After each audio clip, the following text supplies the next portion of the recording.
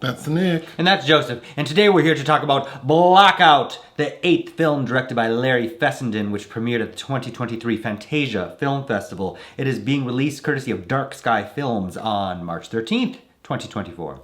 Do I know a Larry Fessenden film? I think so. You've probably seen him pop up in cameos in a lot of genre and indie films, including for Kelly Reichardt. We recently saw him in The Good Mother. He kind of usually plays white trash type characters, but he has a pretty significant body of indie genre work as well. He's been making films for 30 plus years. The mid-90s is where he kind of really hit it off with his vampire film Habit. I'm a big fan of Wendigo and also The Last Winter. Fans of True Detective, Night Country. There's some parallels, I think, with his film The Last Winter. And he also had a killer fish film that's kind of fun called Beneath. What is Blackout about? A fine arts painter is convinced that he is a werewolf wreaking havoc on a small American town under the full moon. A fine arts painter. What does that mean? I don't know. What is your pull quote? Larry Fessenden loosely grafts topical issues of racial disparity and threats to biodiversity atop a run-of-the-mill werewolf story in Anywhere, USA. Mine. The social commentary Blackout attempts to convey is admirable, but this creature feature fails to elicit any thrills, screams, or provocations. I hate to use the word boring, but I thought this movie was boring. It is. It is very sedate. Those expecting werewolf thrills, I think, might be disappointed. And then it doesn't quite fashion its social subtext very interestingly either. That said, there are a lot of very interesting people in it that pop up usually for one scene. There's a werewolf movie we reviewed that I think was written in stars the guy who's in like one of the newer Halloween films as a cop. Jim Cummings' Wolf of Snow Hollow, yeah, which was Robert Forster's last film. That I liked better. I liked that one better. There's also a semi-recent film by Adrian Garcia Bagliano called Late Phases, which I also liked a little better. Okay, this movie, it's set in, like you said, any small town USA. It's called Talbot Falls. I think they're technically upstate New York. And there is a guy named Charley, played by Alex Hurt, who is the son of William Hurt. And you only notice that because we see photographs of him as a young man in the film. And you were like, is his dad supposed to be William Hurt? And it is. Because that really was his father, yeah. Yeah, that's who's pictured in the photos. But anyway, Charley is experiencing some weird things and he thinks he's a werewolf. And as the audience, we see and know that he is turning into a werewolf. And there are several murders around town that he believes he's responsible for. However, the town is made to seem sort of like filled with bigoted people. They're xenophobic, yes. Specifically, they have an issue with Mexicans and day laborers. One in particular named Miguel is being blamed for these murders because he seems to be near the crime scenes or may have called the police to report these murders. I think he called to report the murder that opened the film. I think he called to report that, yeah.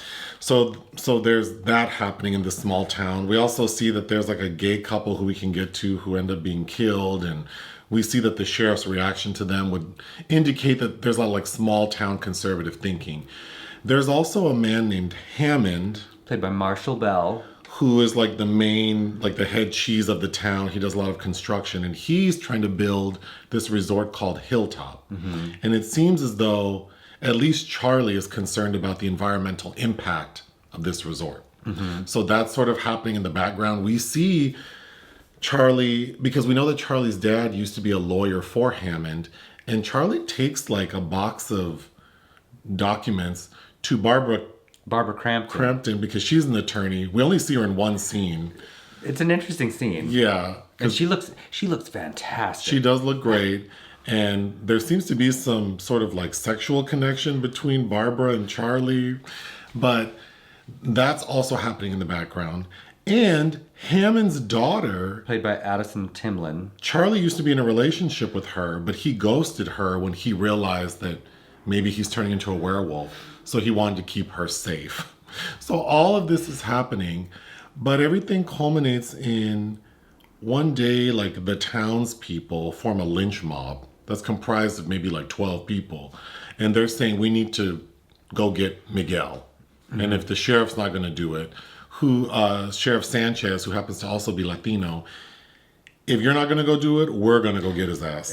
Marshall Bell calls in James Legros, who's a regular in Fessenden's films too. Who's like just a townie who's going to take matters into his own hands. But they go down to get Miguel. And Miguel's the only character that kind of worked for me because he seems to understand where he is and how these people want to treat him. And so he's just dealing with it. And I think a way that made sense. So he's like, well, okay, fine, guys, I'll go down.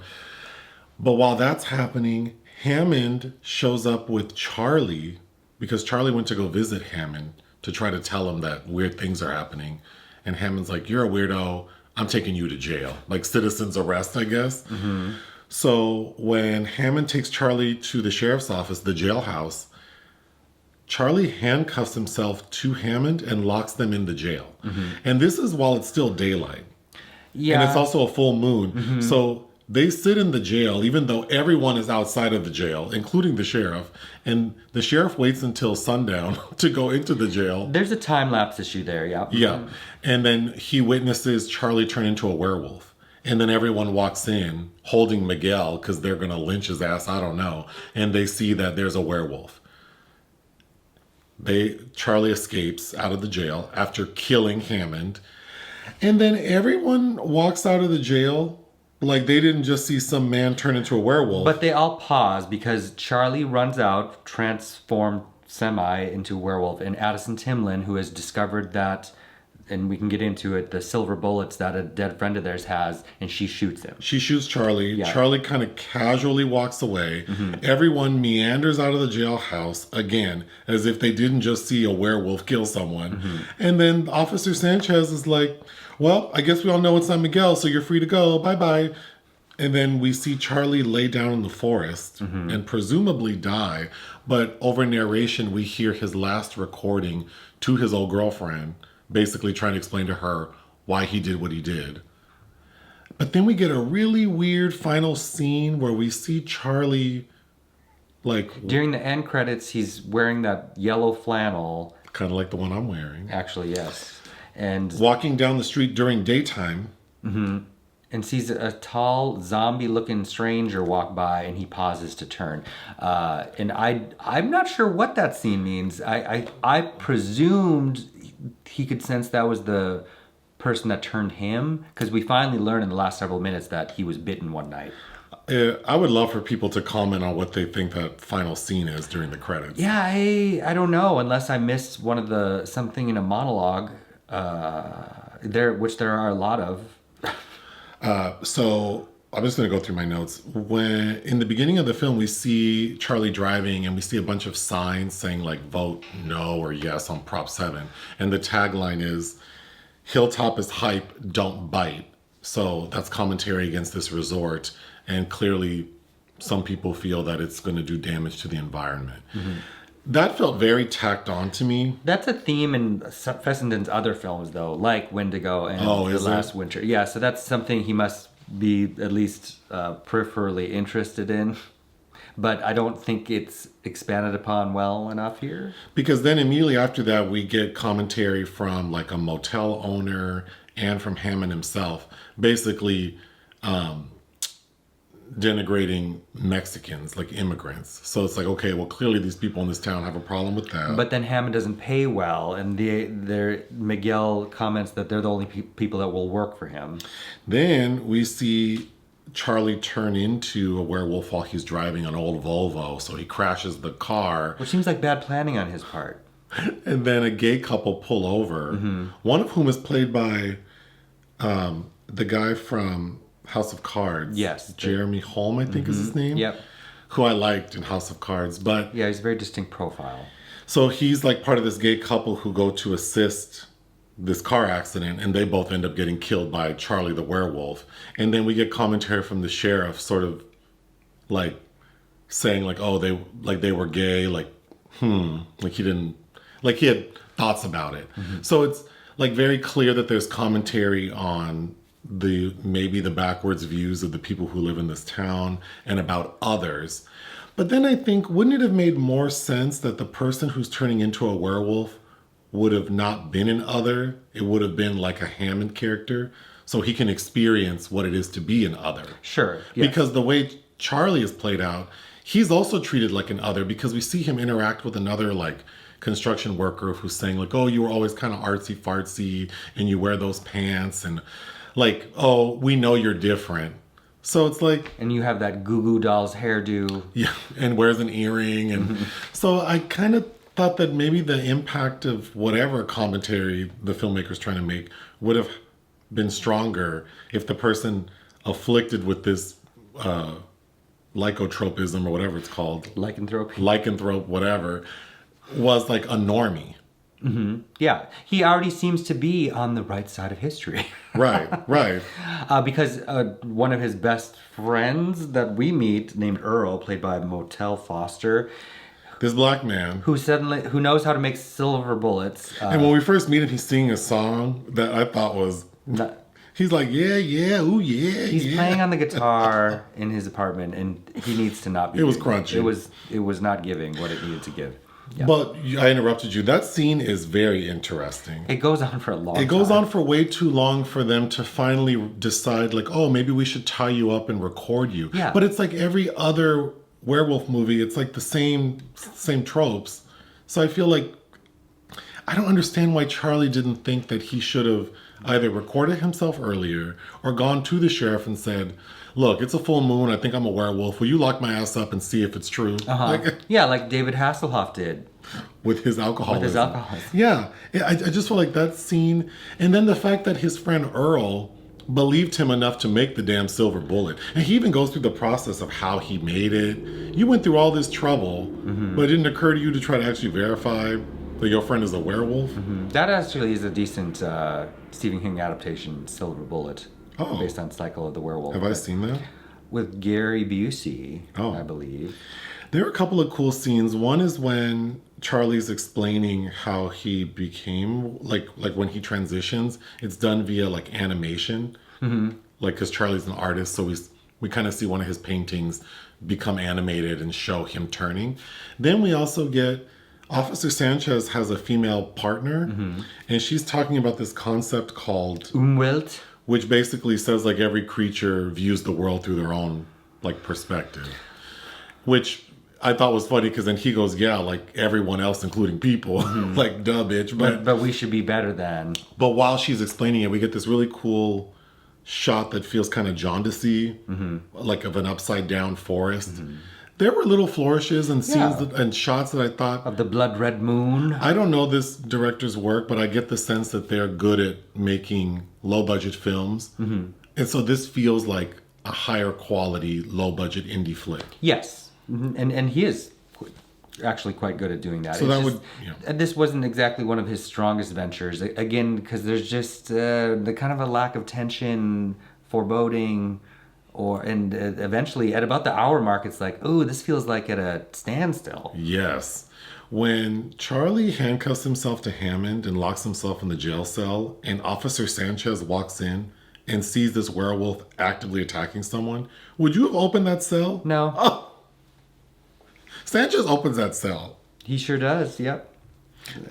But somehow, Charley also seems to have control of himself when he's a werewolf.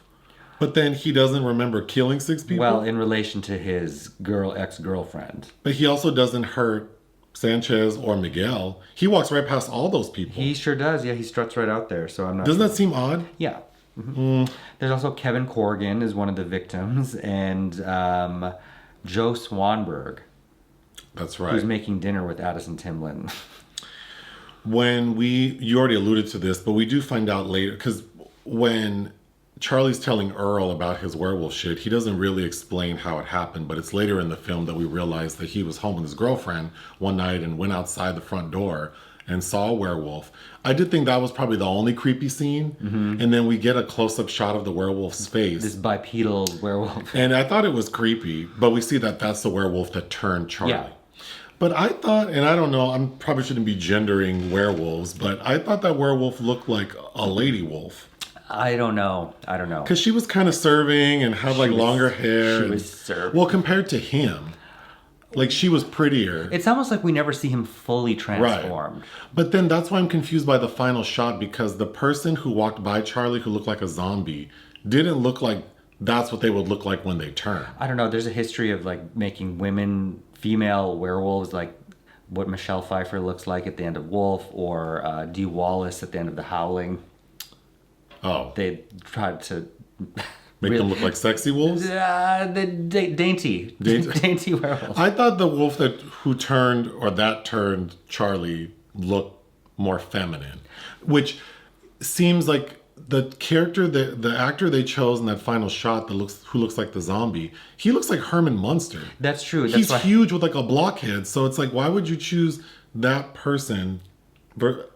I don't think that's the person who turned him. I don't know.